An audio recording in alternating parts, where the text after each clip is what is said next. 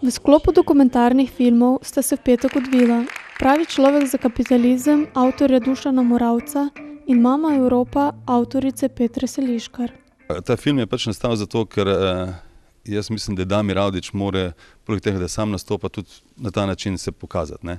In ker ni pač nobenega sredstva od nikjer prišlo, čeprav smo se prijavili na razpise, sem se odločil, da pač naredimo to.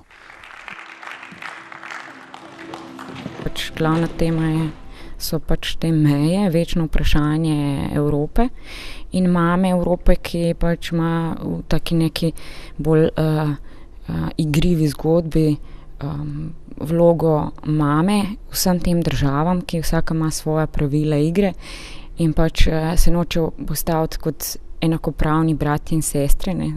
To smo postavili Mamo Evropo, cel film, v neko veliko familijo, ker je vedno kaj narobe, no. Predvajal se je tudi eksperimentalni film Karl Marx med nami režiserja Jurija Medena. Jaz v bistvu ne bi sam označil svojega filma za eksperimentalni film, jaz sem ga prijavil kot film, potem so se selektorji odločili, da je film eksperimentalen.